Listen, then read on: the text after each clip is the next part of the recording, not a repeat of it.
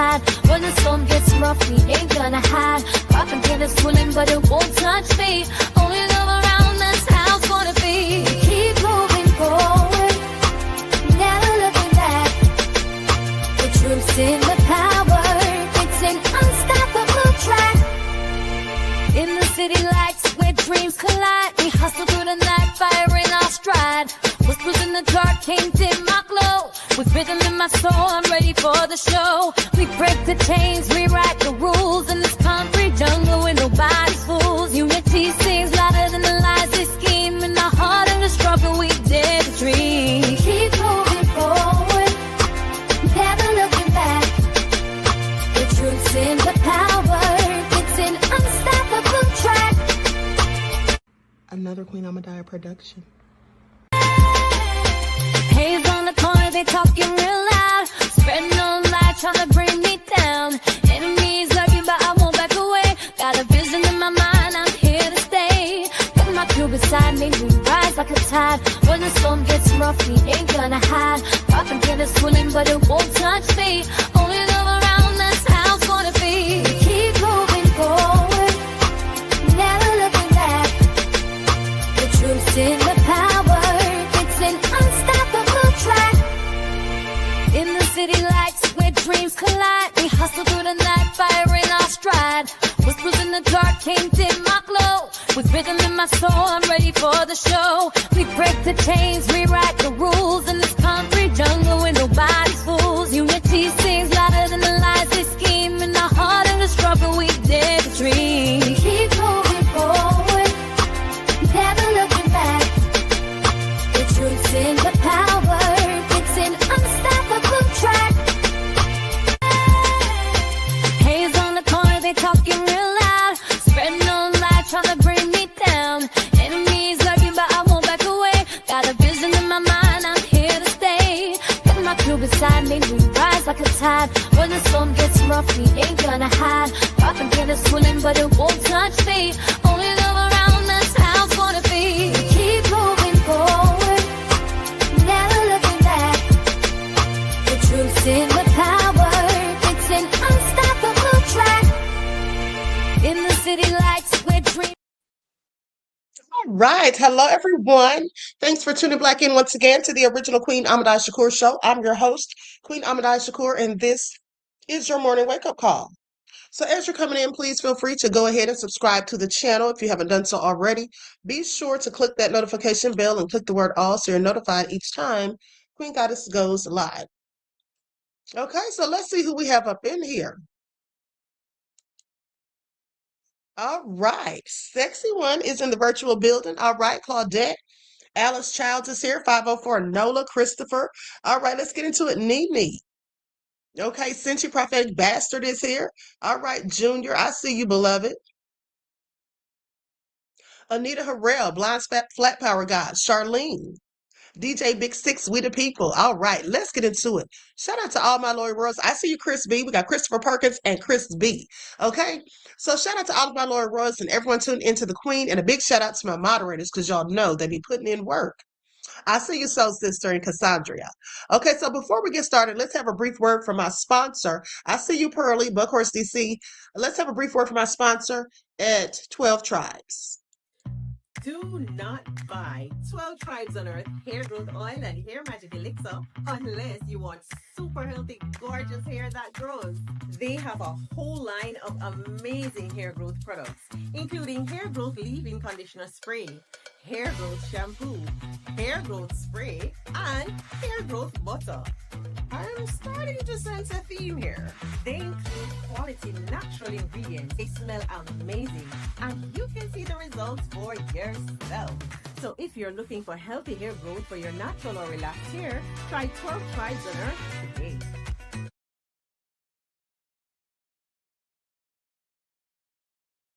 All right, so don't forget you can purchase 12 Tribes Hair Oil at Etsy.com. Just look for Lisa Crafts, and you can also find it at Walmart.com. Okay, and don't forget that she sells beard oil as well. Okay, so let's get into it. The nefariousness continues. Okay. So they found a black man hanging from a tree in Georgia. So let's get into it. I'm going to share my screen. I'm going to share my screen and we're going to get into it. Okay. Christopher said this is going to be a good live. Well, I hope they're all good lives, beloved. Okay. Hey there, Crazy Beach Aries and Barillas. All right, so let's get into it. I'm going to share the footage.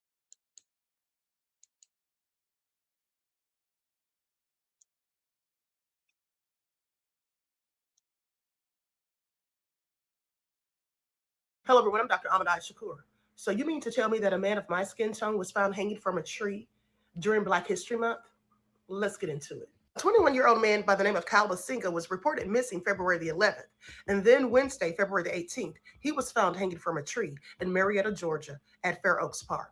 Please pay attention. According to reports, police say that witnesses told them that they saw him entering the park alone on Valentine's Day. With that all being said, they quickly came to the assumption that he did this to himself because they said there's no foul play.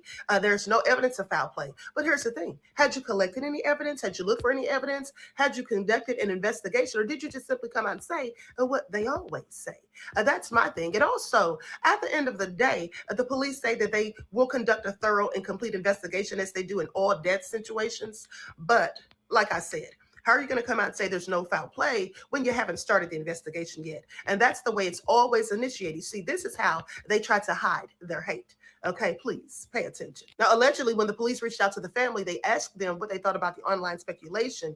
And they basically said that they don't have time to worry about online speculation right now. They're trying to lay their son to rest. You know, this further just goes to underscore the hate and racism that still exists in the United States. People want to act like we've moved so far, but no, we absolutely have not. And now we have this whole entire administration who spews and pushes nothing but a hateful agenda. Okay. And the fact that the people in the Epstein files that have been accused and have credible allegations against them, including your own President Trump, they're not even going to be investigated. That's absolutely nefarious. You know, but it just goes to show how things go in this country. Please pay attention. Also, last night, I found a message in the Epstein files that read, "The snipe hunt is over. All the moon crickets are in field bags." And guess who they are?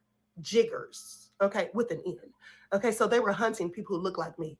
All right, so like I said, the hate and racism in this country still exist.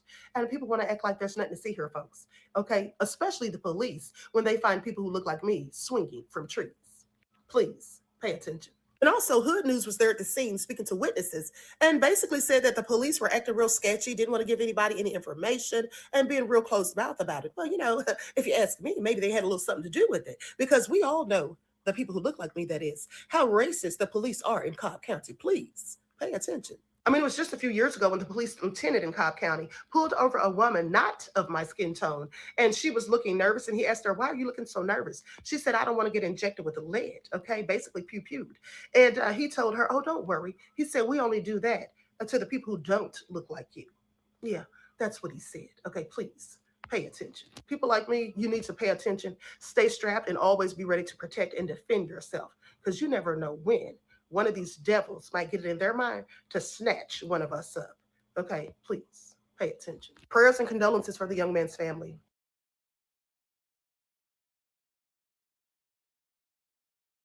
All right, so you all heard that. Okay, so nefarious, but hold on. Let's go to what some other people had to say about it. Also, this man, I do believe, was an African because the last name Basinga is an African name. Okay, and so I'm pretty sure he was an African. And that should just go to show the Black immigrants, specifically Africans who don't like people who are African American. At the end of the day, the people doing videos about this young man are mostly African Americans. Okay, so y'all should just remember that because at the end of the day, whether you think you're different from us or not, you know, or you get along with us or not, at the end of the day, racist demons and devils, they look at us all as being the same. Okay, so any of us can get taken out, is all I'm saying. With that being said, let's go to the next video. Likes up, everyone. Please don't forget to like and share. I appreciate you. It's the least you can do if you're watching this commentary. Thanks.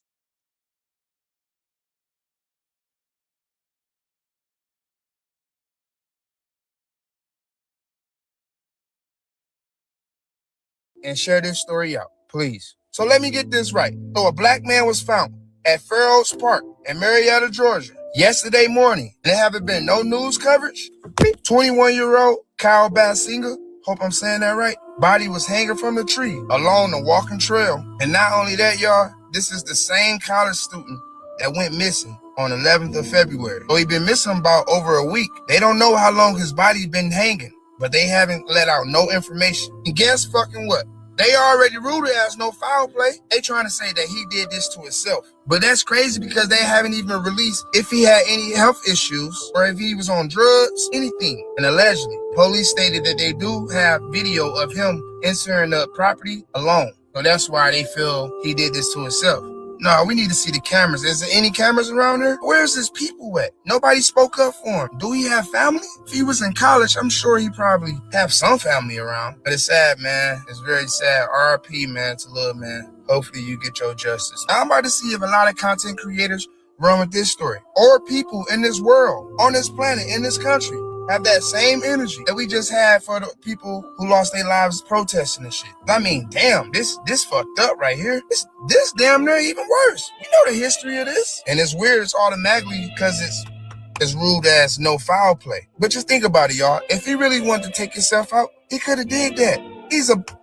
He is not about to go, let me go lynch myself. And he ain't in jail. Nah, people gonna overdose, they gonna pew, whatever. Especially if you know what I'm saying? You're not going to go to that extent, hang yourself. So that's why I feel like I don't think he did it. So come on, y'all. Let's get back together. Let's find a family. Start GoFundMes. Let's share this story. Let's get this known and see what's going on. Okay, so you all heard that. But, it's the same old story. It's the same old story. They always say that a Black person did it to themselves. And we know that Black people are the least likely to take their own lives. Okay, Black people are very resilient, so it's very unlikely for us to take our own lives. Okay, we don't do it as much as some people. Is all I'm saying. The bottom line is, and we definitely wouldn't be doing it by hanging ourselves from trees. Okay, that's just ridiculous. At the end of the day, that is absolutely ridiculous. They finding niggas getting hung in Georgia. I'm in Georgia. I'm gonna tell you like this. I don't know if the police in on it. I don't know if it's white people doing it. I don't know who it is. But every time me and my folks out, we got them things. And if something's sketchy, I'm shooting first. I don't care. I'm shooting first. All right? Y'all all need to get like that because I ain't got time to be getting hung and shit. I'm a spray.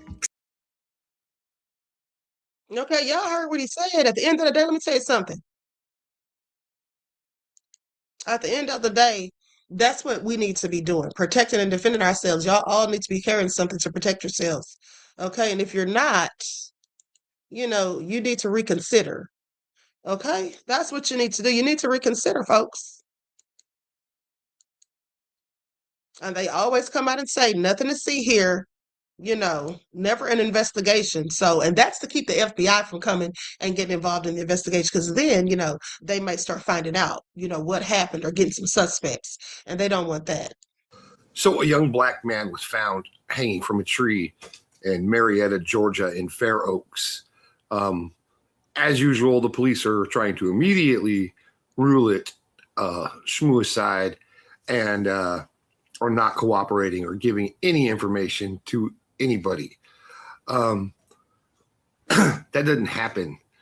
Black men don't hang themselves. I don't care how many times. And it's Georgia. We all know what's going on. At the same time, there's like a 21-year-old man missing there called Kyle Belinda. If that helps anybody looking for this individual. Yes, again, in Marietta, Georgia, they found a man in the park hanging from a tree, and the police, as usual, are immediately ruling it a suicide. I haven't gotten all the facts as to any other physical altercation marks on him or anything like that, but right now we have found another brother in a tree in Georgia. Okay, so now he obviously did that report. He obviously did his video before they released the young man's name, because at the end of the day, they said initially the police said out of respect for the family, they were not going to release his name. Out of respect for the family, why don't they conduct a real investigation and stop just jumping to the conclusion or just putting out there so quickly that he did this to himself? Okay, because they don't have any proof that he did it to himself. Just like they don't have any proof of foul play, as they were quick to say, they also don't have any proof he did it to himself. Okay, that's what they don't have. I guarantee you. But let me just say this, you all. Cobb County is a very racist place. Okay, Cobb County is very racist. I used to live in Cobb County. Okay. Yes. They locked the queen up in Cobb County. They arrested me. Y'all. I want y'all to pay attention. Now, of course, the charges got dropped because they were bogus to begin with. Now, they locked me up for a hit and run. Okay. Now, at the end of the day, I'm the one that called the police. I'm the one that called 911, but y'all gonna lock me up for a hit and run? So let me just tell you what happened. I was sitting at the traffic light. This was years ago. I was sitting at the traffic light and I took my foot off the brakes, I think, or my foot slid off the brake or something. But anyway, the car rolled forward and bumped the car in front of me. It was clearly a fender bender. So the car drove off. I pulled over into a Kroger Plaza and waited for the car to come and, see if they were going to pull in, and they didn't. Well, I called 911 anyway and told them what had just happened. And then as I'm sitting there waiting for the police to arrive, I look over across the street and I see a police officer across the street at a place, some barbecue place or whatever, but they were talking to a young man. So I walked across the street. Now, the reason I walked across the street is because my friend was with me and they were going to a job interview. That's where I was taking them. So I let them go ahead and take the car so they wouldn't be late. I went across the street. I had all my information with me and I showed it to the police officer. And I said, "Excuse me, sir." I said, "Are you here for the accident?" And he says, "Yes." I said, "Well, I'm the person that caused the accident." I gave him all of my information. Now, the other person had called 911 too.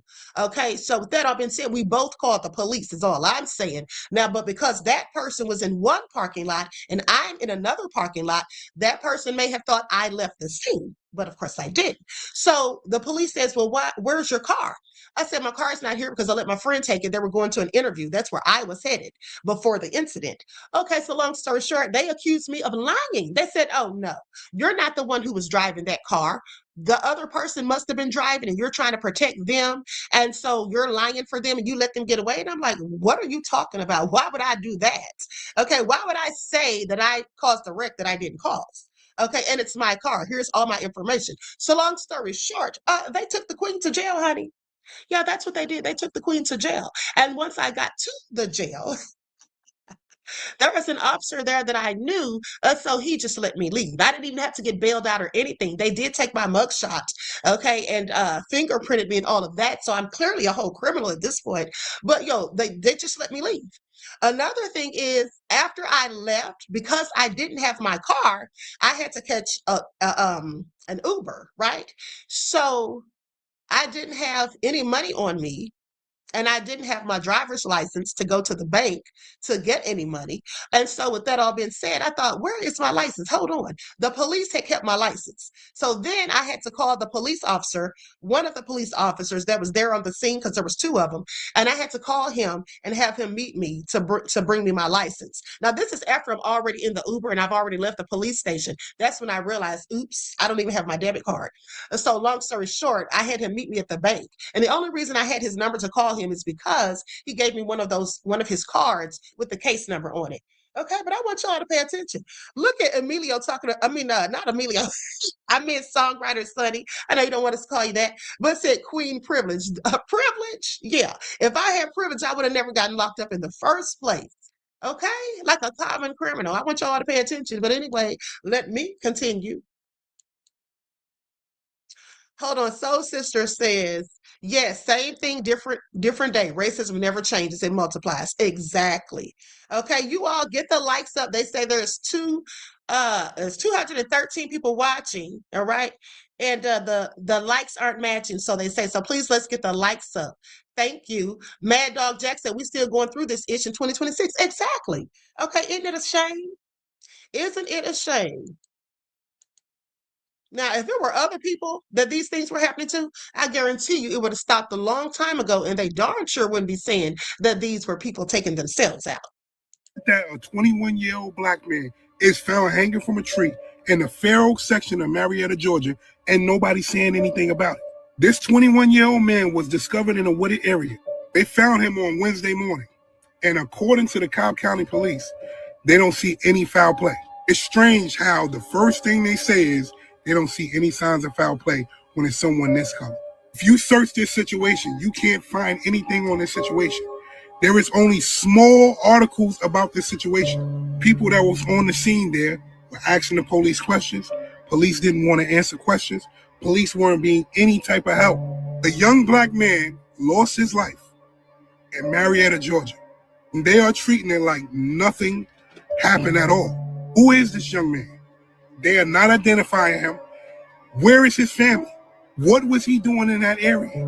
This type of shit always hits home. If you have kids, if you have family members, siblings, check on your family, because shit like this is still happening and they are not doing anything about it because they don't care to do anything about it. I'm out.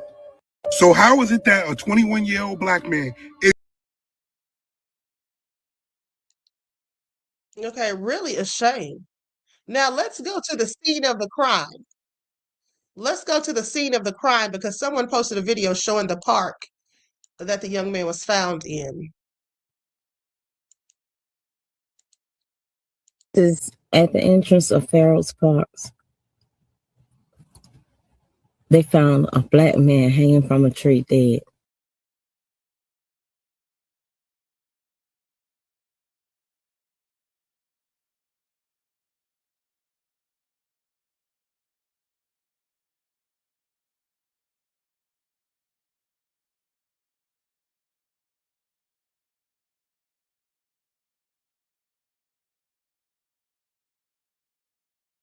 Okay. Soul Sister says, thank you, Queen, for reporting this. We would not have known this happened to Cobb County. Yeah, exactly. I mean, because it's getting no media coverage. Now, Nancy Guthrie, okay, Savannah Guthrie's mom, that's been all over the news. That's made national news, if not and likely international news. But the bottom line is, when things like this happen to us, they try to sweep it under the rug, and act like there's nothing to see. And at the end of the day, very often, in my opinion, I think the police are involved because they have a history of being involved in these things. Okay, we all know that. And if you don't know it, go do your research. Okay. Now, with that all being said, let's continue. Because I was doing my research last night and I found out some very nefarious things in the Epstein files. Okay. So let's talk about it. Let me pull up my receipts. So for all of y'all who talking about, oh, they weren't doing this to black folk. Yeah, they were. They absolutely were. Okay. And I told you that you should have known that it was common sense because they did these things to us in slavery. And I've told you all even before the Epstein files, that slavery and human trafficking are exactly the same thing. Okay, Miss Tree says, sorry to blow up your IG, but it's tea on this topic.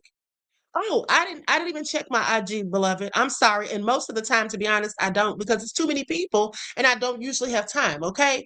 But you said someone says there is a video of him being harassed by police officers. He was challenging them and they were pissed. Are you serious?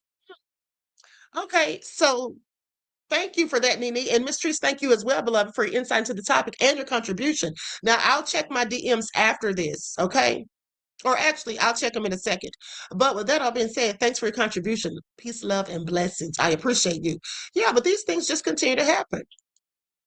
Now, let me share my screen so you all can see these nefarious emails. And there's a few of them today, okay?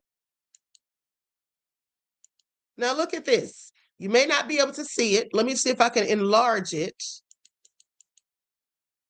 Okay? It says, snipe hunt is over. Now, mind you, this is from January the 1st, Saturday, January the 1st. Doesn't say the year. Doesn't say the year. Okay, but anyway, it says snipe hunt is over. Moon crickets in field bag. And then it says, guess what? They're jiggers. Okay, yeah, that's what it says.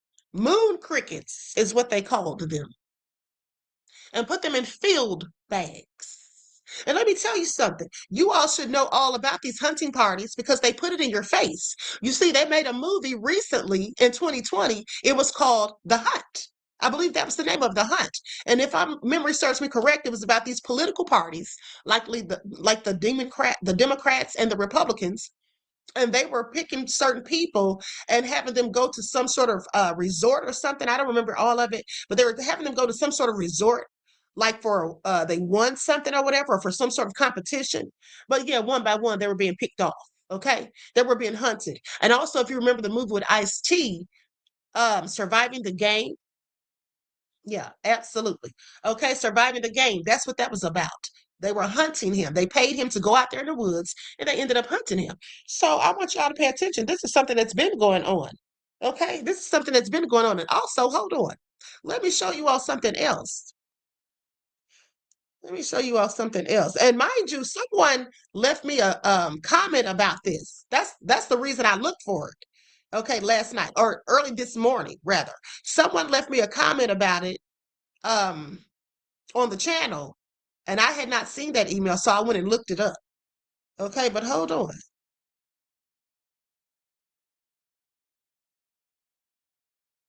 Where is it? Where is it? Here it is, right here. Now I want you all to pay attention. School investigates fake racist hunting license posted on social media. This was December the 2nd of 2016. Okay, because many of you may have seen the pictures of a hunting license, like giving people the right to hunt people who look like me. Yeah, so back in 2016, they say officials in the Highlands School District were investigating an incident the superintendent described as being totally unacceptable. According to school officials, a student posted an image of a fake racist hunting license on Snapchat, which was shared with multiple people in the district. Now, district officials became aware of the situation near the end of the school day, okay, on that Thursday. The fake license says the holder is permitted to hunt and kill Black people during open season from January the 1st to December the 31st. Once that happened, it got forwarded to multiple people, and that's when we became aware of it. Someone turned it in to the principal. Turned it in, to Principal Dan Gottrin. He started to investigate and follow through with that. Okay, this is what Superintendent Dr. Michael Bajolabach said. The student had not been identified, but the school took disciplinary action. I don't know how they did that if the student wasn't identified. Make that make sense. They say the student is no longer at the school, but it is unclear if they were suspended or expelled. First of all, I don't even know how any of this makes sense. They hadn't been identified, or do they mean publicly? I guess maybe. And then they say that they were no longer at the school. They don't know if they were suspended or expelled. Okay. Anywho, so let me tell you all something. The people that hate people who look like me, they teach their children to be hateful and wicked. And that's why you hear of children doing hateful and wicked things. But I find that very interesting because you see, no matter how violent they try to portray us, no matter how they try to demonize and vilify us, at the end of the day, what we don't do, we don't ever teach our children to hate anyone, not even racist demons and devils. What we do is we warn them about them, and we teach them not to trust the people who don't look like them. That's what I was taught. I was taught not to trust the people who don't look like me any further than I can spit. Okay, and as I got older, I was taught that at the age of 6. And as I got older, I realized why.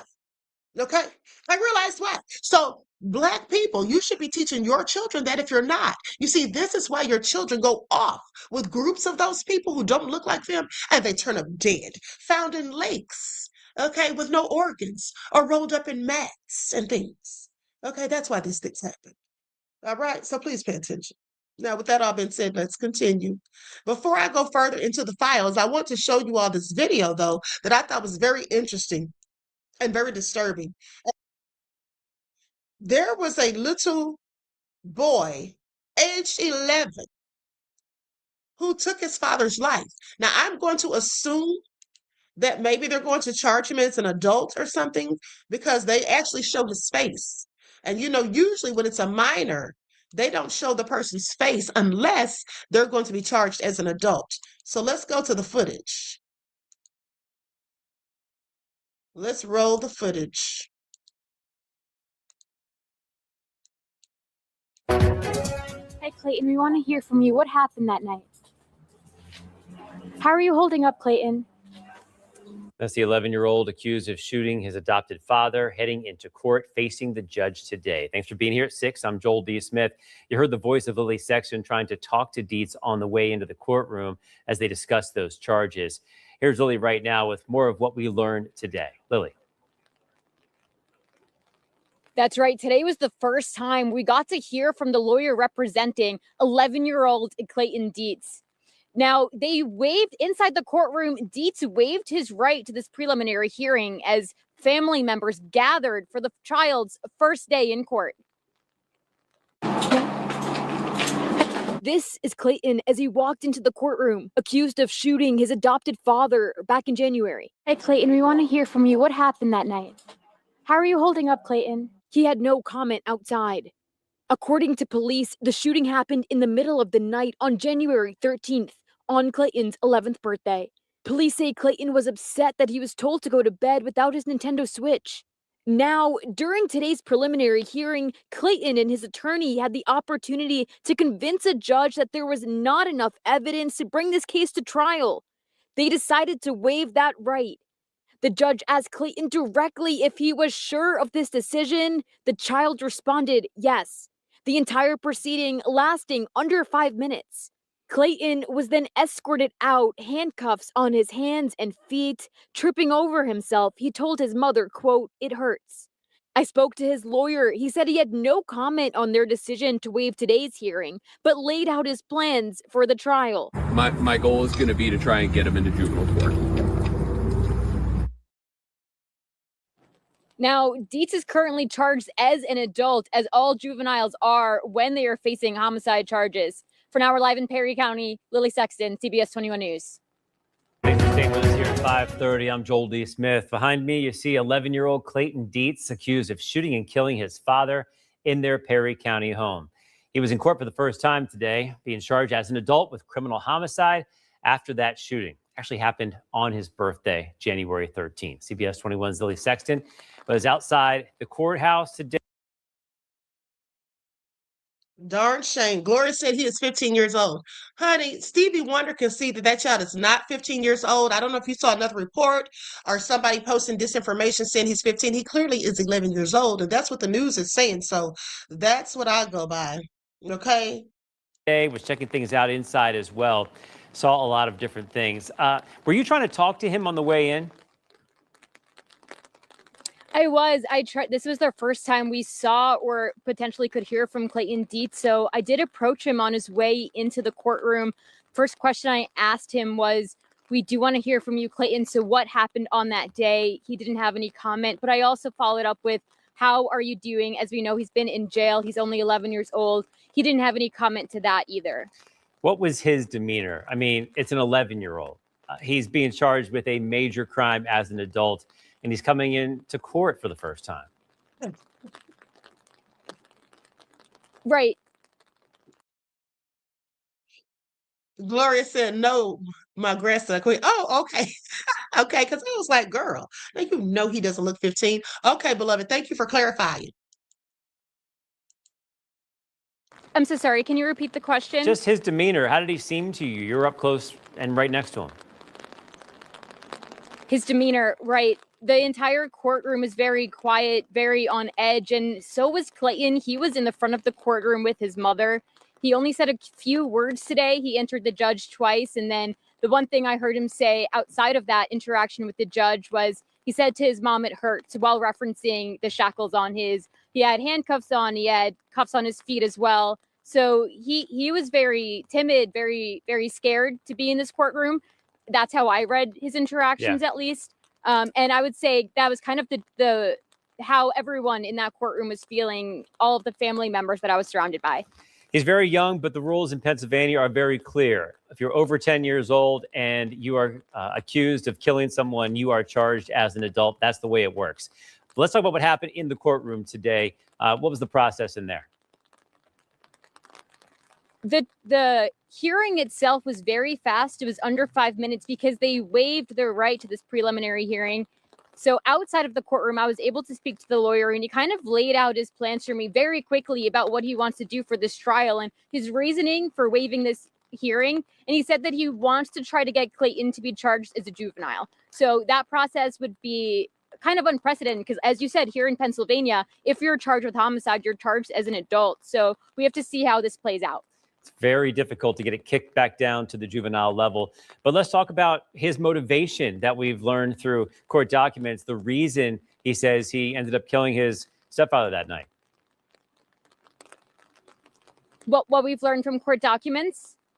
His reasoning for why he say he shot his father.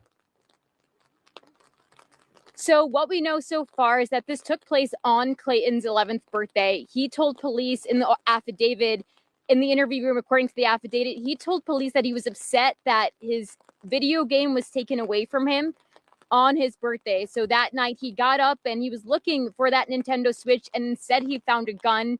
And according to police, that's when he shot his father while he was sleeping. According to police in that interview room, they asked him what he thought would happen when he shot his father. And he said that he hadn't thought that far. Right. So I don't think this, according to this affidavit, it wasn't a thought out plan. It was something that happened in the moment. Yeah. When he was looking for it, he ended up finding the keys instead to the gun safe. And then we know what happened after that, according to.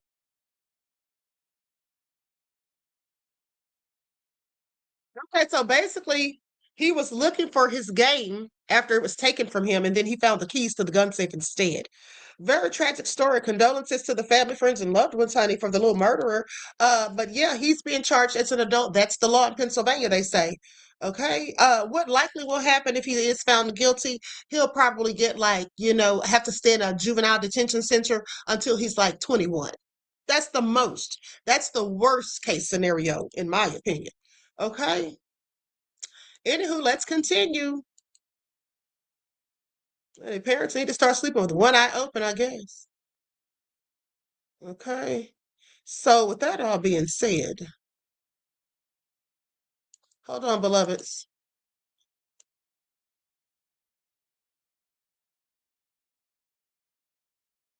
Let's go to this video, honey. Y'all got to see this, or not this video, but this post.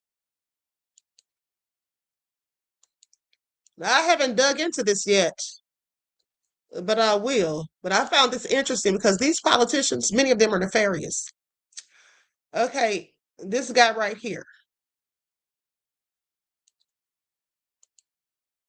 So they claim, they say, breaking news, Alaska GOP state senator Rosher's chief of staff, or state Senate Rosher's chief of staff, Craig Scott Valdez, arrested on federal child trafficking charges involving at least 12 minors. Faces life in prison if convicted, victims as young as 13. Clean house this time. Okay, I want y'all to pay attention. Okay, people are being exposed left and right, and I'm glad to hear about it. Now, Epstein files reveal that former U.S. ambassador to Mexico, Earl Anthony Wayne, impregnated an 11-year-old girl. Y'all hear that? Mm-hmm. Very interesting. Okay, very interesting. Soul Sister says, children are not safe in this world. Parents, watch your children. Exactly. Okay, but let's continue. This is all a hot mess. So let's go to this next email. And I want y'all to really pay attention to this. They talk about pedos and politics in this email here. I thought it was very interesting. Okay, I thought it was very interesting. I'm going to share my screen.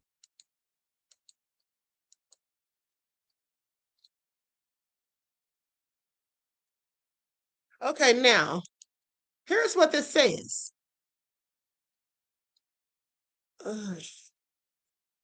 Hold on. Scroll down some. I don't want to read this whole thing.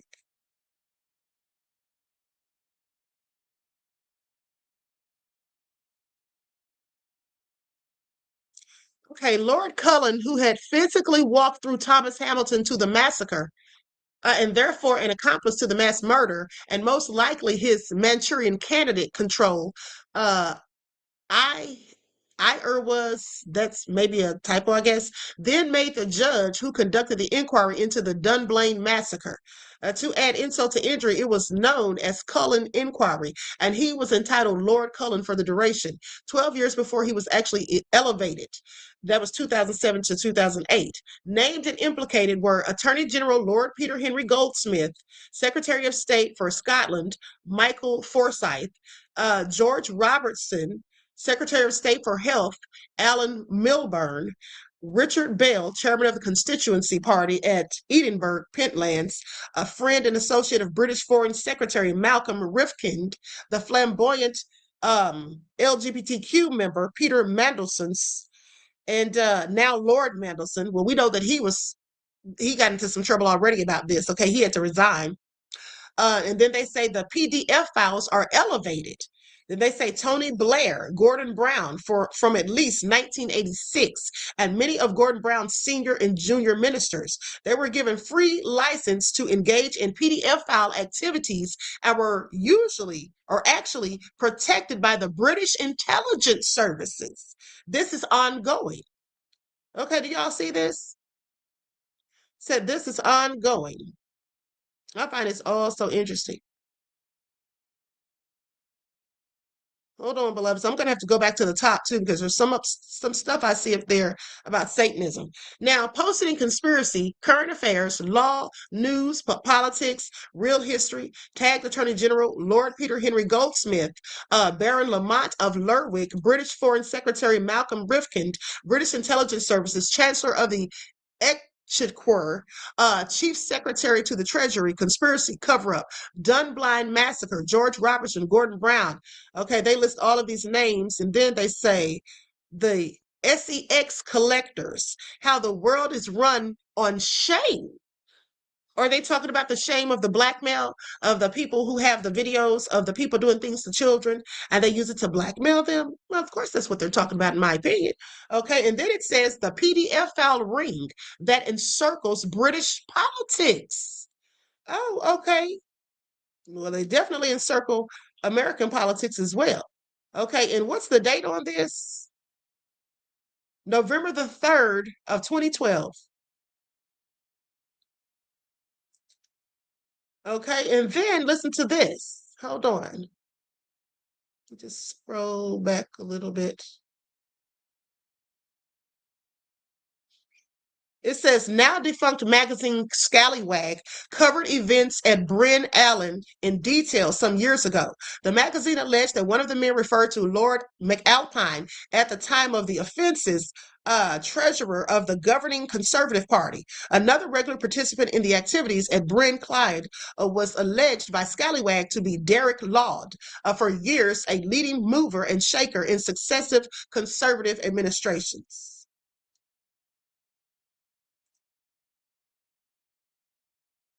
Now, they say Michael Brown is one of the very few conservative MPs who's volunteered to out himself as gay. Derek Loud, now standing for Parliament against Bernie Grant in North London, ran a Pimlico PR agency called Ludgate Communications for a number of years, which supplied young boys for selected parliamentarians from children's homes, now being investigated in North Wales. Now, he sometimes did this in cahoots with Ian Greer Associates, which has since been scandalized because of the Neil Hamilton affair and payment for questions on behalf of Al Fayed. So is this the whole world of politics? Like all of these politicians all over the world involved in this? And I don't mean all of them, every single one, but I mean collectively. Is this something that's just a trend? Well, because that's what it seems like.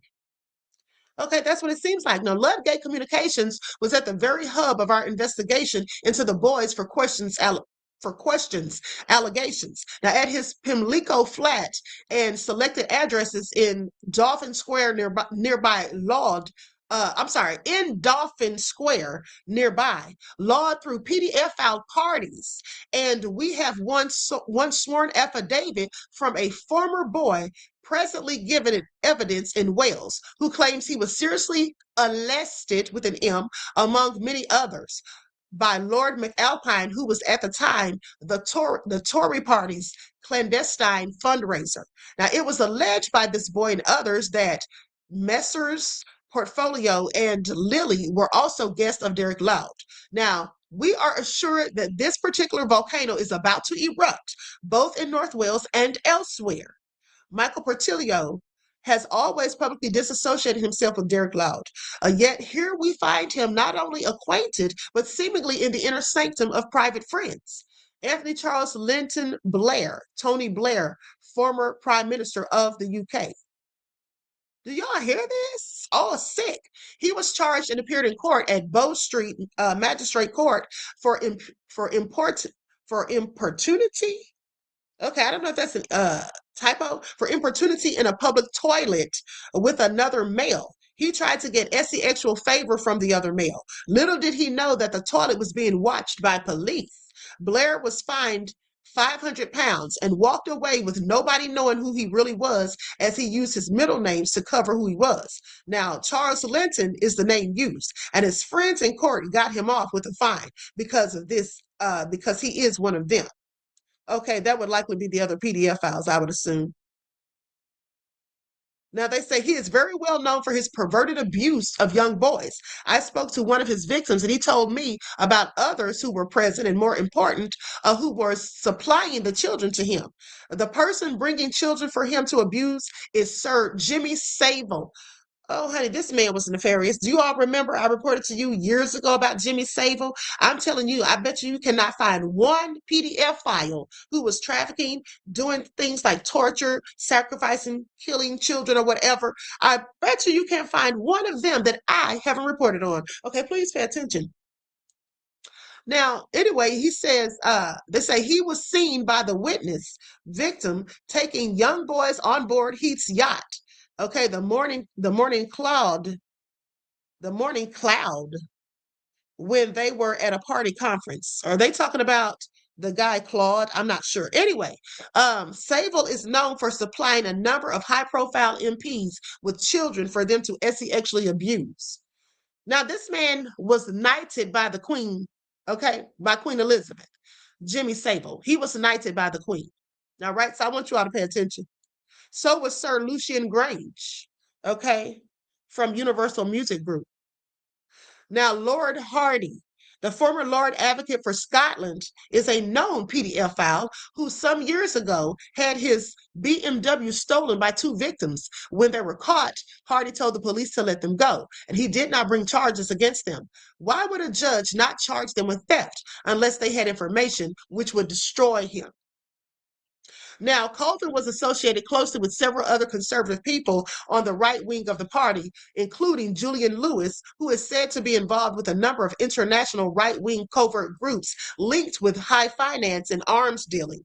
Now, Colvin was also associated with two allegedly corrupt and discredited former parliamentary lobbyists, okay, Ian Greer, Cash for Questions, and Derek Loud, Wikipedia, Derek Loud. Okay, Cash for Knighthoods, aka Cash for Rent Boys. Both Greer and Loud have links with South Africa. Greer now lives there, and Loud is a frequent visitor. South Africans, please take care of your children and keep them safe. Okay, because the devils are busy. Now, in view of their links with parliamentary corruption in the UK, and extreme levels of alleged corruption in the new South African multiracial government, it seems possible that both Greer and Loud may find the culture of South Africa politically highly amiable. Okay, do you all see that?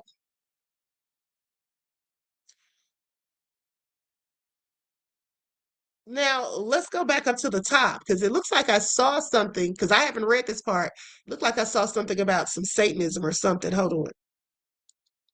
Lord McAlpine denies involvement.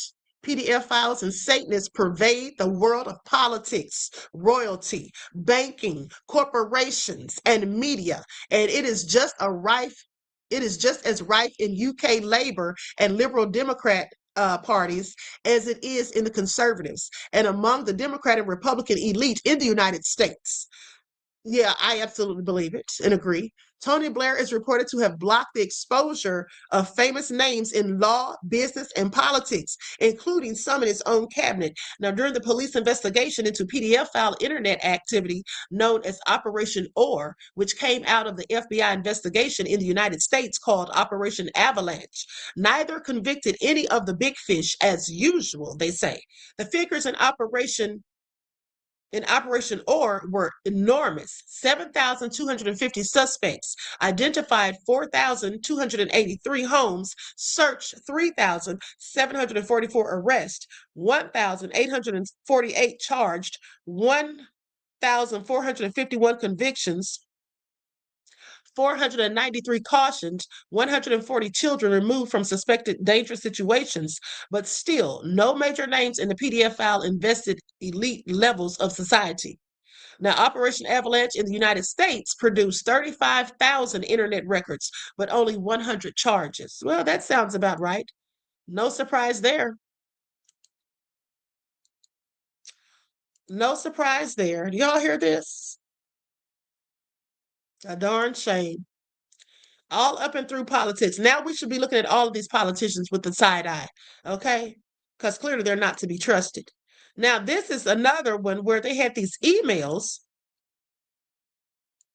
I'm sorry, these text messages that were talking about that stuff that flows through the veins, or not that flows through the veins. I'm sorry, the stuff that is in the brain, okay? That's like adrenaline. Okay, it starts with an A and ends with chrome. I want y'all to pay attention. But also, this right here revealed some very deeply troubling things. Okay, so we're going to get into this, and I want you all to please pay attention. Okay, Gypsy One says, "Life Touch does my kids' school pictures. I told them to not take my kids' pics." Listen, here's the thing. Why are they still allowed to be going into people's school? People should really be doing something about that, really be causing a ruckus, because these people should not be taking pictures at anyone else's school after the stuff that we found out about them. Please pay attention.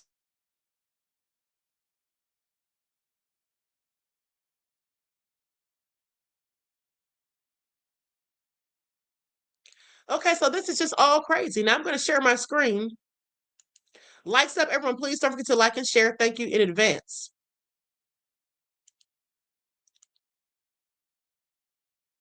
So now this was very disturbing, as I said, because they were talking about these kids and how they were forced to sit on these buckets and they were leaking blood. Okay, also sick. And this is why over 800,000 children come up missing in the United States alone. In this in the United States alone. Now worldwide, it's in the millions. Okay, people really need to be keeping a better eye on their children. Okay, so now listen to this. It says, RT actually hid behind the bush outside my home. And when she asked me, she came alone and said her uncle was waiting outside to walk us to her place. So when we walked out, if my yard, I think it should be in my yard, he jumped out of the bush at me and I got scared. And he said something like, "I guess you don't like being scared," or that I didn't like surprises. I was just shocked to see that it was him. But anyway, as we walked on our way to her apartment, she made me walk slow with her as she walked ahead. And she kept whispering it was a setup. And I didn't know what the hell a setup was. I didn't know. So somebody was telling this person it's a setup. Now, of course, they need to do a deeper investigation into this. And if it is true, then they were harvesting adreno, okay? And then y'all know what the last part is, right? Google Chrome and organs there. And it was set up like the underground temple. Blake and etc. were there. They would not have seen and partook in the harvesting of that stuff. She hasn't commented about the underground temple on the island. She hasn't told the full truth of everything. She has covered up stuff, including knowledge of them actually harvesting the achrome.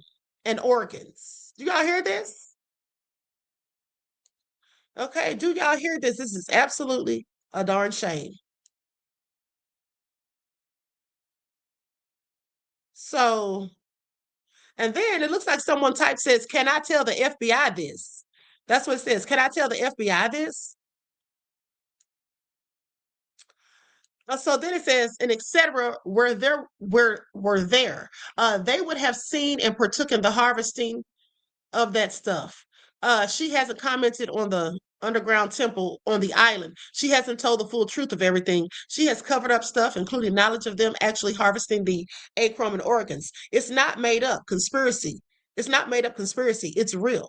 The other person says, I know that they cater to anything on that island, sacrificing included. Okay. Then it says, all hard to prove because it's covered up so much. I know so many survivors of Ismaili satanic ritual abuse. Now, remember me telling you all about that extensively years ago?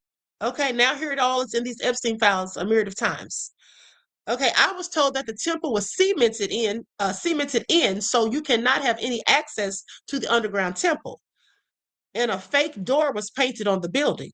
The person responds, I have no idea what Ismaili is. Random word while typing.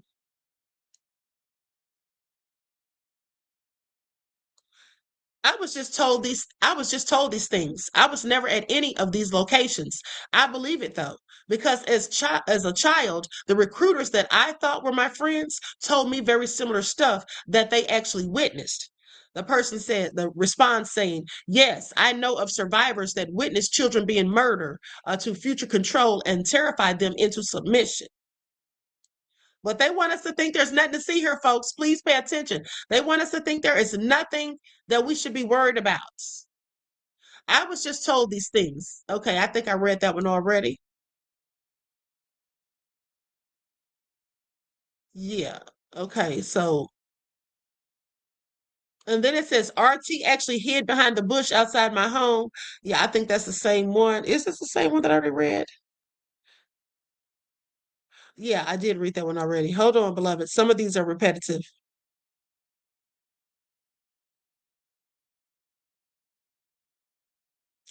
Okay, and she kept whispering it was a setup, and I didn't know what the hell a setup was. I didn't know what that meant. I was like 4 years old. Do y'all hear this? 4 years old. Okay, then she was like, you should go home. And I didn't get it. I was just getting upset. And at one point, I noticed RT had his red lines on the back of his jeans, just horizontal, just behind his calves. And I was like, hey, you got something in your pants. And he was like, huh? And I was like, yeah, it looks bad. And he was like, oh, I didn't see that. Then because I wasn't taking the hint that there was some kind of setup, because I didn't know what that meant, the girl resorted to being mean to me and picking a fight. So I would go home. And I remember crying and said, I'm going home because she was being mean. And RT said ignore her. I can still come over and watch cartoons with him on the couch. And I said, no, he wasn't my friend. She was. And if she wasn't being mean, there was no reason. Hold on. And she is being mean. There's no reason for me to go. So I turned around and started walking home. Then just before turning a corner, I looked back and what did he see? And I was then told that stuff in his pants was blood. And it was from sitting on bucket lids that they used to collect the blood in it. It would ooze out around the lid, and it would get on the back of the pant leg that way. Do y'all hear this? And then you can see this picture right here where they have these children sitting on buckets. They're sitting on black buckets here. I was told Jeffrey ordered them directly from China. That would be Jeffrey Epstein, I'm sure, because white buckets stained. And then the other person responds, I believe it all. Yeah, I absolutely believe it all. This is so sick. Do y'all hear this? Y'all hear this, right? Got black buckets for them to sit on. Why were they bleeding out of their back doors? Okay, I'm sure we all know why. This is all so sad. This is just all so extremely sad at the end of the day. It's a darn shame. Now let's talk about the man who supposedly got the 11-year-old pregnant. My, how time flies. We've been on for almost an hour already. Doesn't even feel like it. Okay, so here's what it says. And this is from August the 6th of 2019. My condolences on behalf of your nephew. My nephew Blake was shot and killed in the mass shooting at Dayton, Ohio last evening. I'm rushing home to be with my immediate family. All investigative work on Blake and Epstein is still in process, and we have uncovered more videos and photos of them together in Mexico. Another attempt by U.S. Embassy security team was made yesterday when they stopped my partner and searched her car looking for the videos and photos we uncovered that they told her could not leave Mexico. They were not in the car. Someone doesn't want that data to be disclosed. Do y'all hear this? This is worldwide. Blank, confirmation of your number. Blank, I will try a test call in a few minutes just to make sure I can add blank into the call from here. Okay, that's good. Oh, you know what? I started reading this the wrong way. I started reading from the top when I should have been reading it from the bottom in reverse. Okay, so anyway, let me do that now. Let me start. So anyway, this is from July the 25th of 2019. It says, I will set up a three-way call for us at 1 p.m. Central Standard Time. Still call your work number. Or still call your work number? That was a question. Okay, no problem. Wants to know if we can schedule a call for this coming Monday around 1 p.m. Central Standard Time.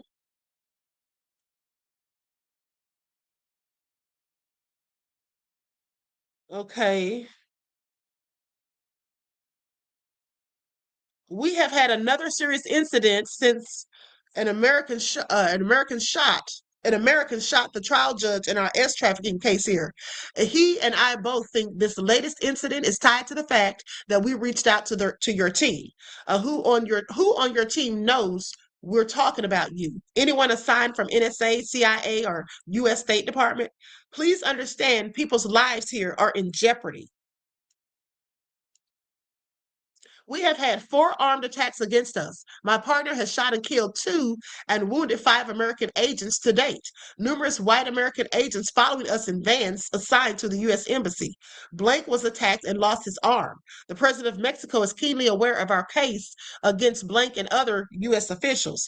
This case we have here is most certainly connected to yours. We have the proof. Our case will help bring a whole new dynamic to what you know and who is involved. Prince Philip is small fry compared to what we have uncovered. Prince Philip is small fry compared to what we have uncovered.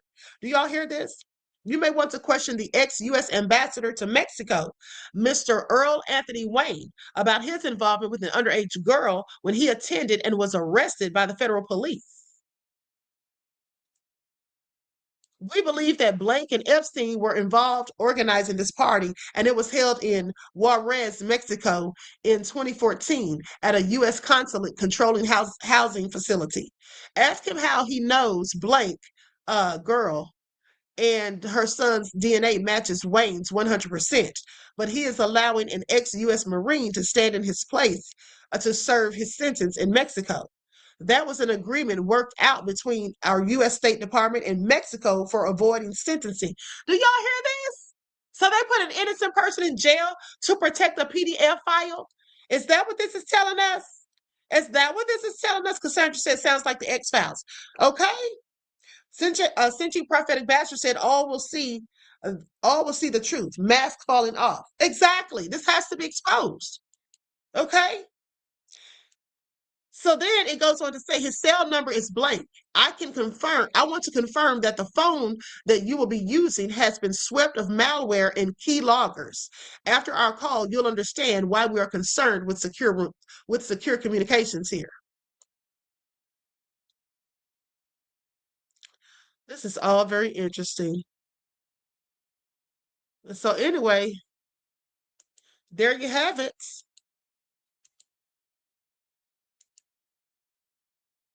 There you have it, folks.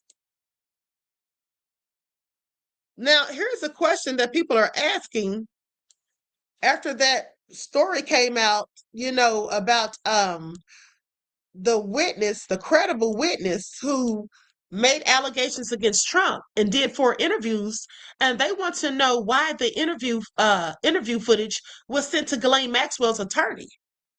And that's exactly what I was wondering. Now, the FBI conducted 4 interviews with a woman who accused President Donald Trump of sexually assaulting her as a child, and Trump's Justice Department gave all 4 of those interviews to Ghislaine Maxwell before her trial, as reported by Roger Sollenberger. Only one of those interviews is in the publicly searchable Epstein files, and it was removed and put back earlier this week. Now, by choosing not to release 3 FBI interviews with an underage Trump accuser, interviews the DOJ gave to Ghislaine Maxwell at trial, Trump's DOJ allowed Maxwell to retain potential blackmail over the president. This is what Sollenberger wrote on X Friday. But that leverage over Trump vanishes if the DOJ made them public as the law requires. That is very true. Now, the woman sat down for the interviews with the FBI after filing a lawsuit against the Epstein estate. In the publicly available interview, she claims that she was brutally and forcibly battered, assaulted, and R-worded by these men that she met through Epstein. On one occasion, one of these prominent men forcibly slapped Jane Doe in the face after she was forced to perform fellatio on him. Now, and if you remember me telling you about that email, she was clearly talking about Trump. Okay, now this same man forcibly R-worded her, penetrating her both through the front door and the back door. On information and belief, Epstein was aware of and indeed encouraged the assault of Jane Doe 4 by these other men. Now, this lawsuit matches the FBI's lone public interview with her in which she names Trump. Okay, so what do you all have to say about that? What do you all have to say about that? Because I find it all very interesting. I find this all to be absolutely just so crazy to me. And then there's no investigations. It's being so closed mouth about it. The Trump administration is. They're being real closed mouth about this. Meanwhile, other countries are trying to at least act as though they give a darn. Okay? The Epstein files arrest of former Prince Andrew makes Trump's Justice Department look pathetic. Okay, this is what they say.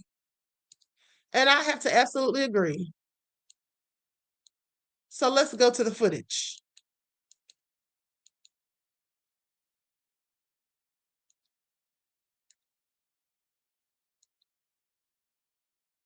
Who did something horrific, or if you were extraordinarily close to Jeffrey Epstein, if you got caught lying time and time again about your relationship with Jeffrey Epstein, if you're a Republican, this same party that talked about getting to the bottom of the Epstein files, which we've been talking about on this show since 2015.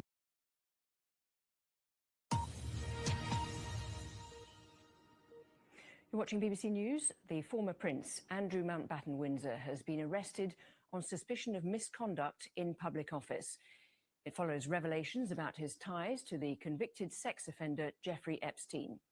When it comes after Thames Valley Police said they were assessing a complaint over the alleged shopping, working, and relaxing online can attract various digital threats. sharing of confidential. Nobody is above the law.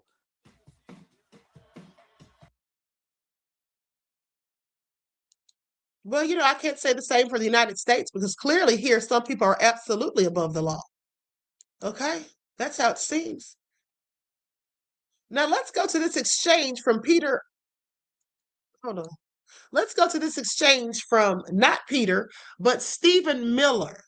Okay, let's go to this footage because, you know, he seemed like he wanted to crash out real quick in this interview on Fox News. Let's get into it.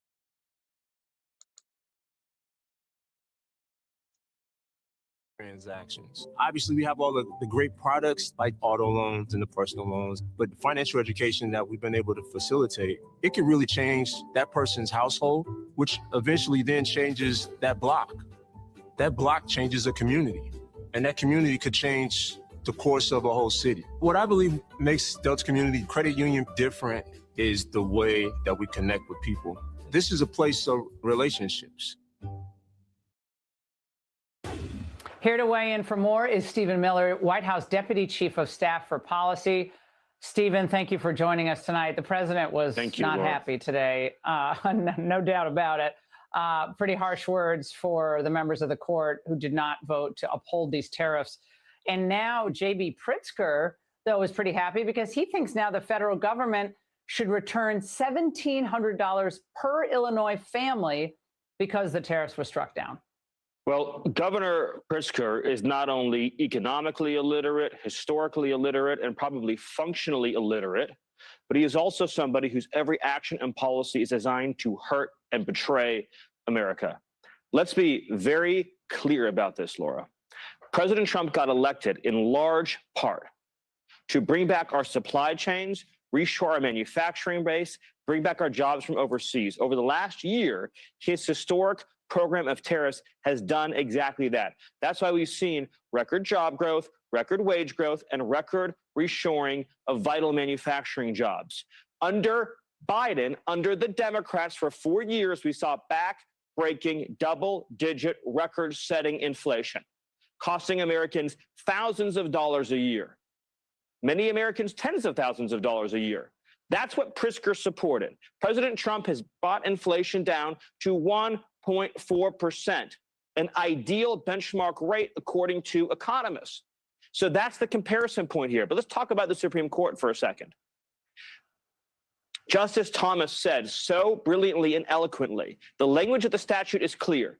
Under the International Emergency Economic Powers Act, the president has the authority to regulate foreign trade. And going back to the founding of our country, the term regulate has always meant and included the power to levy duties. But here's the good news, Laura. As cowardly, as horrendous as the Supreme Court ruling was, as poorly as it reflects on John Roberts' court and the continued torturing of our statutes and our Constitution, here's the good news.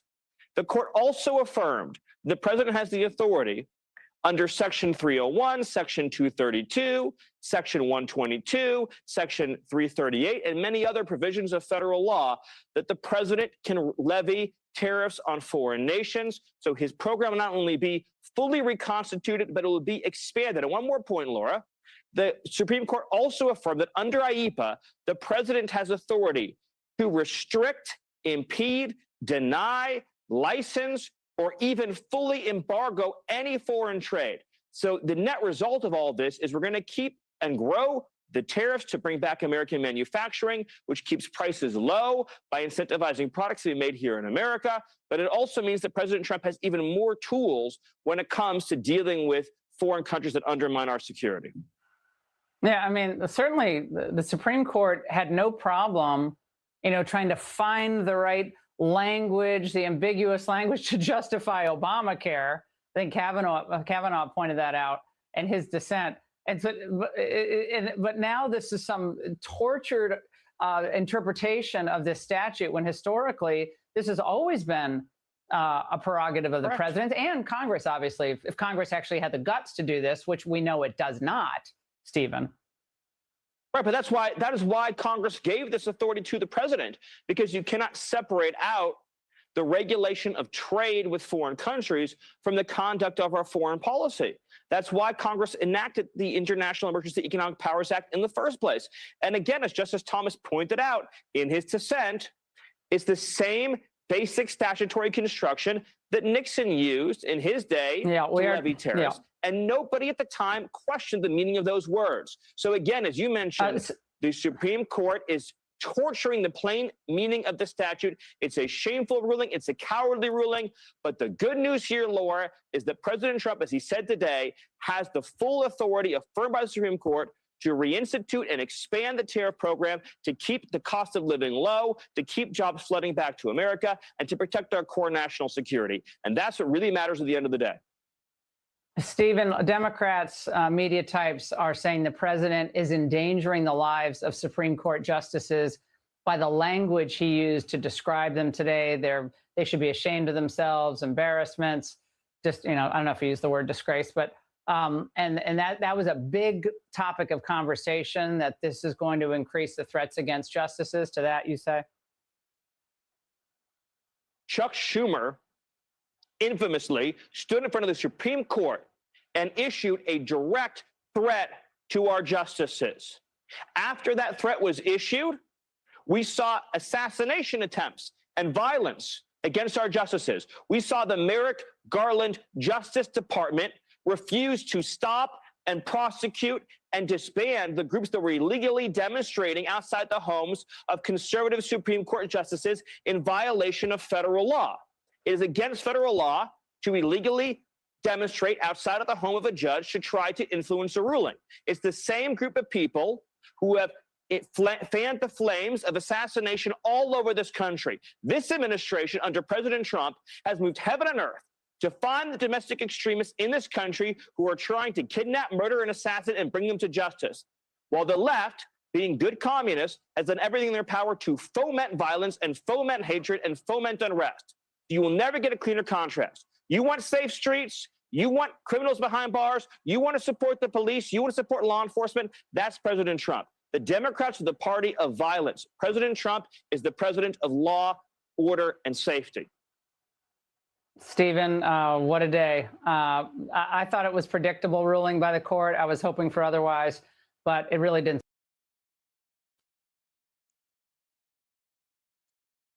Okay, now, someone said, how does she still look so young? I don't know, but she looks like a man to me. Okay, she has a very manly face and manly features. Okay, that's what she has. All right, she's 62. I guess she looks all right for her age. She's 62. Now, I don't want to give the devil too much due. So with that all been said, let's talk about New Mexico's DOJ launching a probe for the buried bodies that they say are allegedly at Zorro Ranch. Please pay attention. Somebody's got to do it, because we know the Trump administration isn't going to do a darn thing, okay? That's what they're not going to do. New Mexico's DOJ launches probe of buried bodies claim in Epstein files. New Mexico's investigation into a newly surfaced claim about Jeffrey Epstein shows the futility in President Donald Trump's push to turn the nation's attention away from the Epstein files. Now, here's the thing. If you remember, I actually told you all that they wanted to investigate this, okay, in New Mexico some years ago. But the FBI allegedly told them not to worry about it. Don't y'all mess with that ranch. We'll take care of it. And then proceeded to do nothing. Okay, one box says, I talk to everybody. We want you to start standing up and pointing to charts. Show everything. Okay, yeah, y'all don't pay me enough, beloved. Okay, but thank you for the information that you just spewed and your contribution to the channel. I appreciate you. Peace, love, and blessings. Okay, I don't know who the everybody is that you talk to. But no, y'all are clearly asking for too much. All right, now let's continue. Let's continue. President Donald Trump and his administration are clearly eager to move past the Epstein files scandal, but not so fast, says New Mexico. Within days of the State House establishing Truth Commission to probe the activities of the deceased SEX criminal and well-connected power broker of this in the state, New Mexico's Department of Justice announced an investigation of its own on Wednesday into disturbing allegations contained in the recent Epstein files. This is really sad that the United States DOJ is not going to do anything about this. So the state agency said it's seeking unredacted documents from the Department of Justice related to an unconfirmed claim that Epstein had the bodies of 2 foreign girls buried near his Zorro Ranch, a location that has been linked to his eugenicist dream of populating the planet with children bearing his own genes. Okay? How sick could he have been? And the thing is, Jeffrey Epstein's not going anywhere. I think he's over in Israel. So in the email in question, a person whose email address has been redacted wrote to conservative talk radio host Ed Oregon, claiming to be an ex-employee at Epstein's ranch and requesting Bitcoin in exchange for videos that purportedly show Epstein engaging in sexual abuse of minors. Now, the email also says 2 foreign girls were buried on orders of Jeffrey and Madam G. That would be Ghislaine Maxwell. Okay, and that the girls died by strangulation during rough fetish sex. Now, Oregon told the Santa Fe, New Mexico police last week that he never paid the email and he never paid the emailer and relayed the tip to the FBI. Now, after speaking to an agent about the email, Oregon said he never heard back from them. That same report highlights a letter sent this week from the state land commissioner urging federal and state investigators to examine the claims in the email. What do you all think about this? Okay, I find this all so egregious. They say, however, the claims in this email play out that they're being investigated at all, at least at the state level, shows the futility of the Trump administration's desperate push to get the country to focus on something else other than the Epstein files, a scandal that Trump has repeatedly called a hoax.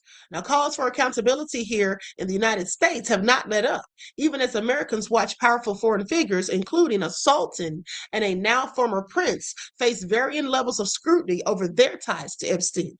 New Mexico is showing what it looks like for states to respond to those calls. At time when the feds seem to have shown no interest in doing so. Okay, so, you know, at the end of the day, if there are bodies buried there, I sure hope they find them, because then what do you do about that? How do you continue to cover that up? How do you keep saying it's a hoax, thinking it's all just going to go away? Trump. Okay, how do you do that when the bodies start showing up? I hope they find everybody that's buried there. Okay, please pay attention. It's all crazy. All crazy. Now let's continue. Lights up, everyone, please like and share. Thank you in advance. The Epstein files and all this shit that's happening and going on is that people are very shocked and surprised that, you know, they're finding out that these people were eating kids and raping them, trafficking them, and unaliving them, and just doing crazy, nasty shit to kids and children. And I think with that, people just could not believe that this could be something that is a possibility.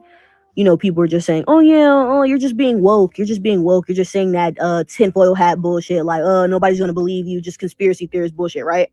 Because I remember in like 2020, like a lot of this stuff that we're seeing now was already being talked about, but people were not believing it and just kind of, you know, just whatever. It's not that serious. It's just some dumbass theory, whatever. Like, oh my God, Illuminati bullshit, you know, right?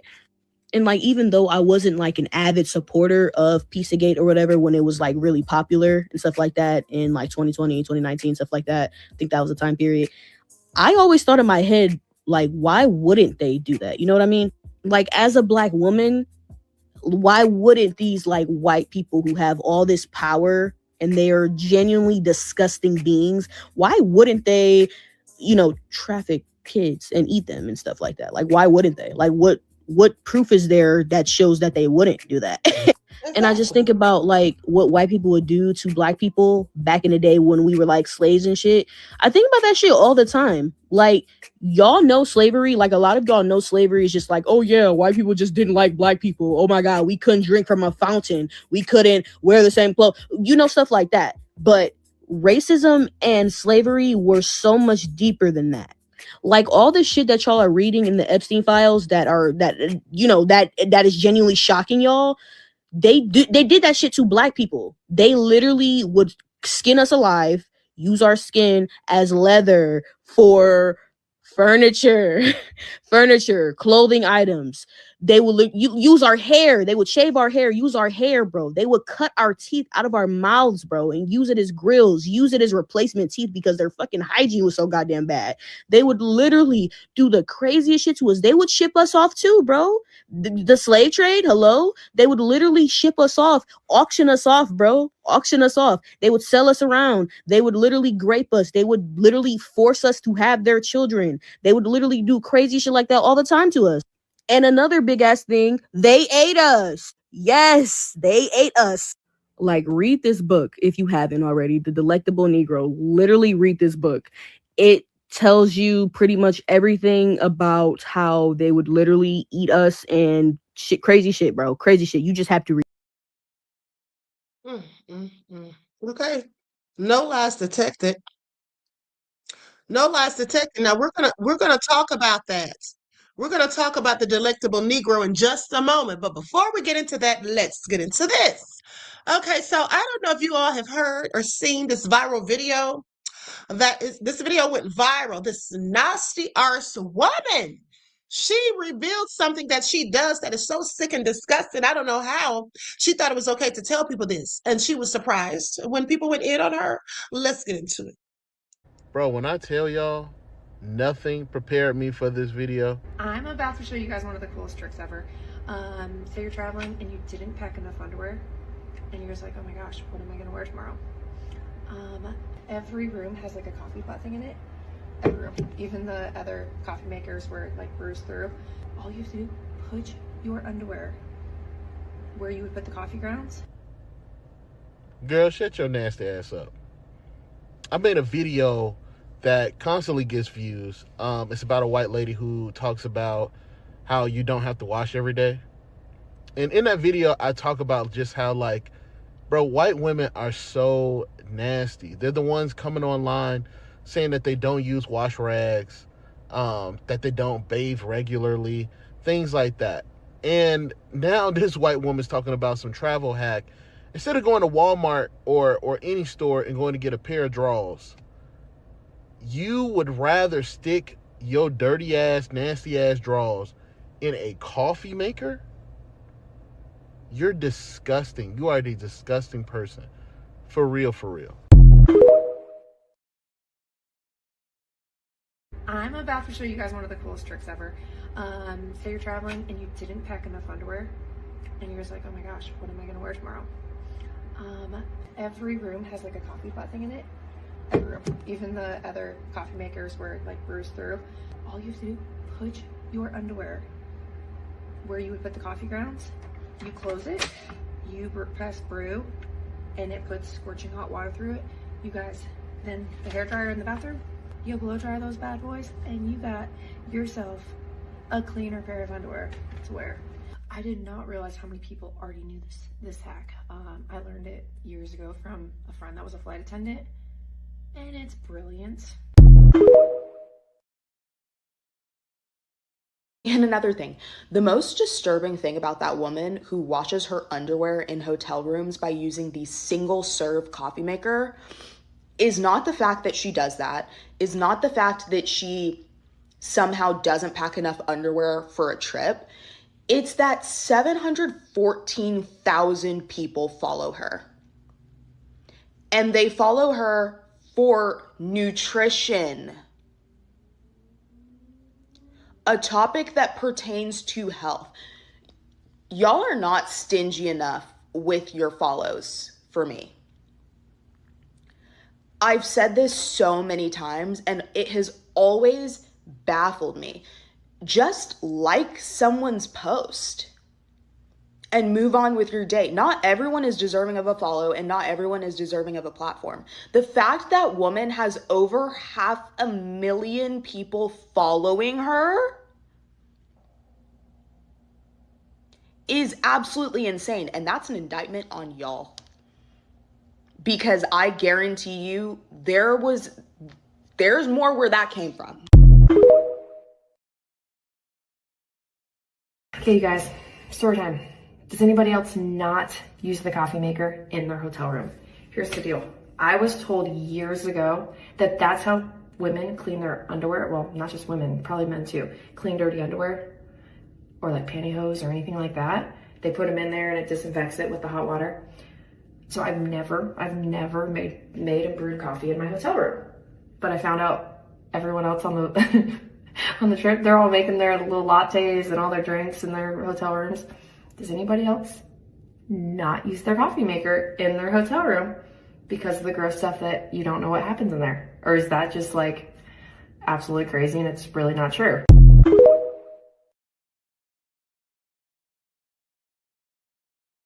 Okay, y'all heard it, honey. And she had the nerve to post it twice. Okay, she did a whole nother video. Why? But here's the thing, though. I want you to pay attention. She's right. When she said someone told her about that years ago, they likely did, because that's the common thing, I guess. Because as I was reading the comments, there were other people saying that they'd heard of this. And there's a lady who said that she used to be worked at a hotel or something like that, and that there were people doing things like that. But that's just a hack or whatever. Okay, so I find it all just so sick and disgusting. Now, personally, I've never made coffee in a hotel. I mean, I don't really drink coffee like that. But the bottom line is, how disgusting are you? Why wouldn't you just go into the bathroom when you get in the shower even? Wash them while you're in the shower. First of all, who doesn't take enough panties with them when they go on a vacation? But even if you don't, you can just wash them in the shower when you get in there. They have hot water in the shower. You can just wash them in the sink. There's hot water in there as well. Why did she feel the need to be so nasty and disgusting and just trifling? Ugh. To put it in a coffee maker. And then this is what she did, in my opinion. I want you to pay attention. She tried to use reverse psychology. She came back and did that last video talking about, does anybody else not use the coffee maker? What she's trying to make it seem as though it's okay for her to do what she does, because people don't really use the coffee makers in hotels anyway. Yeah.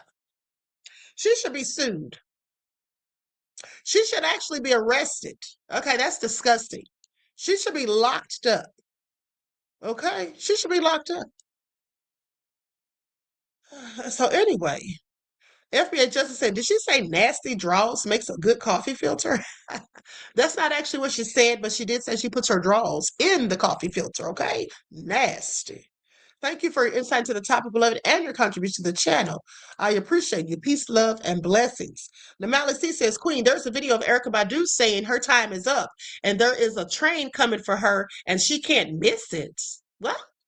What is Miss Badu talking about? I haven't heard that, but I'll look into it, beloved. Okay, thank you for your contribution to the channel, and thank you for that tidbit of information. I appreciate you. Peace, love, and blessings. Hold on, let me just check something real quick. Hold on, guys. Hold on. I'm gonna let you all listen to some smooth sounds for just a second while I look up something in my emails.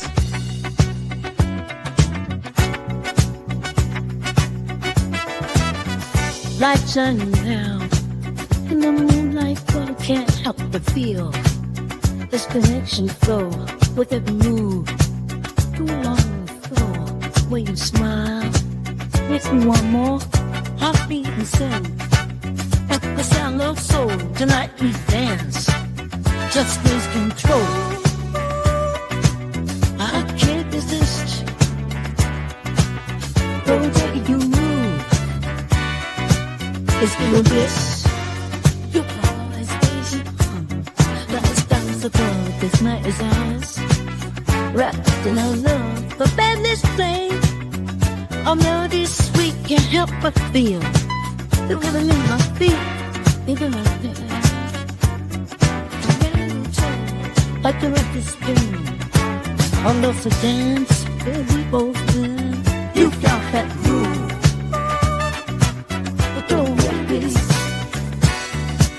Let's do this.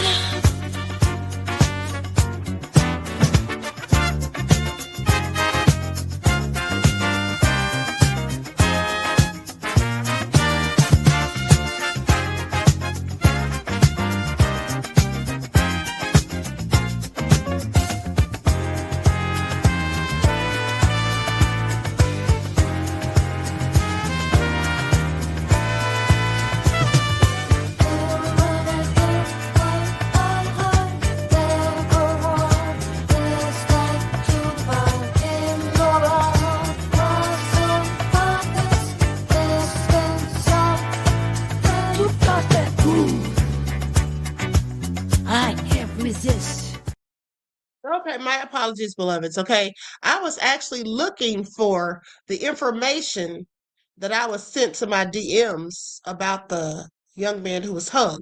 I can't remember who said it, but someone said they sent it to me. So I was checking my DMs and I didn't see anything about that. It's so many DMs, I don't have time to go through all of them. I was hoping maybe it was one of the last ones, but I didn't find it. I'll look for it later. Okay, so now with that all being said, thanks anyway, beloved, for sending me that information. Okay, so now let's just continue because we're almost out of here. I want to talk about Black History Month. Let's have our Black History moments, shall we? Let's have our Black History moments. I'm going to share my screen. Likes up, everyone, please. Don't forget to like and share. Thank you in advance. And here's the thing. I want you all to pay attention. So, you know, the Epstein files reveals that they were hunting Black people, which is no surprise. They did that during slavery. And we know that they still do it because Raheem Carter, do you all remember him down there in Lawrenceville, Mississippi, maybe about 3 years ago? Do y'all remember that? He said those people were chasing him, they were following him, and then we saw pictures of him in the woods, okay, that were picked up on someone's camera where he was in the woods and he had his shirt off, no shoes, and he was holding a 2x4, like he was trying to use that to defend himself. And then later, his body was found decapitated, different parts here and there. They said his cucumber was in his mouth. Y'all remember that, right? And then do you remember weeks later, there was a story about a guy named Tyreeka Atkins, I believe was his name. The same thing happened to him in the same area, but it was not on the news. Okay, we didn't hear anything about it except for him posting about it or his cousin or someone posting about it on Facebook. Okay, so he actually got away, thank God. I want you all to pay attention, honey. The devils never change. They may change the name they call things that they do to us, but they really don't ever change. Please pay attention. Cannibalism is not illegal in the United States with the exception of one state. What? The only state in the United States where cannibalism is illegal is the state of Idaho. Are you kidding me? No. I am not leaving my house today. White people have always indulged in cannibalism. They ate their slaves and they ate Black people that were free after the Emancipation Proclamation, after lynchings. Cannibalism is not illegal. So here's my question to you all. How many of you knew that cannibalism is not illegal in the United States? How many of you actually knew that? Once in the chat. If you knew that cannibalism isn't illegal, let me just pull this up and see. Is cannibalism,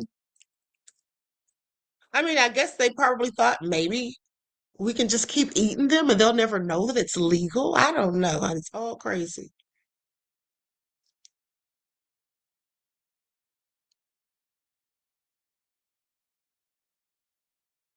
Okay, here it is right here. I'm going to share my screen.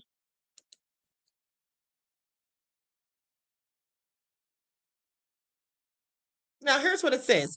Cannibalism is not explicitly prohibited by federal law in the United States, and only Idaho has a specific statute banning it. However, it is effectively illegal nationwide, as obtaining, consuming, or possessing human body matter invariably violates laws regarding murder, manslaughter, desecration of a corpse, or abuse of a corpse. But there's no explicit laws in 49 states. No specific statute bans the act of eating human flesh. Idaho has a specific law about cannibalism, punishing it with up to 14 years in prison. While the act itself may not be explicitly listed, the means of achieving it are illegal. Murder and homicide laws apply if someone is killed to be eaten, and in consent is not a defense. Who's going to consent to that? Can you imagine? Oh, sure, y'all can go ahead and just eat me for lunch. Yeah, this is all crazy, clear and nefarious, okay? Let's continue. I mean, you really do learn something new every day, right? Cassandra said, what the F? Cannibalism is not illegal? No, I didn't know that, okay? Most people in the United States probably don't know that. Or shall I say, most people who look like me. Other people, I'm pretty sure they know, okay? Oh, disgusting. Well, here's your Black History moment. Let's continue. Schools don't teach you this.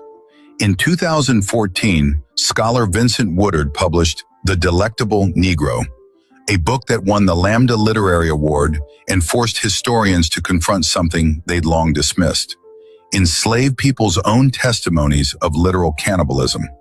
According to Woodard's research of Works Progress Administration interviews and slave narratives, enslaved people consistently reported acts of consumption. Not metaphorical, literal. Frederick Douglass himself, Woodard argues, describes slavery as, more than anyone else has, as a cannibalistic institution. The most documented case? Nat Turner. After his 1831 execution for leading a rebellion, according to historical records analyzed in the book, his flesh was rendered into medicinal grease and distributed. Woodard examined advertisements for runaway slaves, testimony from Olaudah Equiano, Harriet Jacobs' narratives, all describing forced consumption as punishment, bodies used as objects, systematic dehumanization through literal consumption. For decades, historians dismissed these accounts as exaggeration. Woodard asked, why do we believe enslaved people about beatings, but not about this? The book argues slavery wasn't just forced labor, it was parasitic consumption, physical, sexual, spiritual. This is published academic research, peer-reviewed, award-winning, and most people have never heard of it. If this shocks you, good, because awareness starts with uncomfortable truth. Comment your thoughts. Share this history. Okay, so while people are acting like they're so shocked and appalled and acting like, oh, these are conspiracy theorists, when people are talking about these children who are abducted in the Epstein files being cannibalized, well, they tell you about it a myriad of times in there. Okay, why wouldn't you believe what you're reading if you believe the other things that are in there? And also there's victims or survivors who've come out and talked about seeing these things happen. Okay, and there's some who even said they participated in it, like the Hampstead twins. So I absolutely believe it. This is something that has always gone on here. It's nothing new. Okay. So Sister said, this is a teaching channel. Queen is schooling us on the regular. I had no clue. Thank you, beloved. I appreciate you. Okay, peace, love, and blessings. Okay, Dorada said you heard it here first. Now, with that all being said, I'm going to conclude this broadcast. I hope everyone got something out of it. Okay, just think about all the heinous, nefarious things that we're finding out in the Epstein files continuously. Okay, but at the end of the day, nothing to see here, folks, is what the Trump administration is telling us. No credible, no credible witnesses or stories or information or evidence for anyone to be investigated. Yeah, that's real crazy to me. And it's a whole load of BS. Okay, it's just a whole load of BS. So with that all being said, I love you all to life. I hope you enjoy the rest of this beautiful day. Each one teach one. That's how we grow and thrive. Do something productive, constructive, but never destructive. And always remember, beloveds, to keep the Most High first in your lives. Now, I may come back later today. I'm not sure. If I do, it'll be around 7. But if there's any breaking news, I'll definitely come back. All right. So I'll talk to you all again soon. Peace.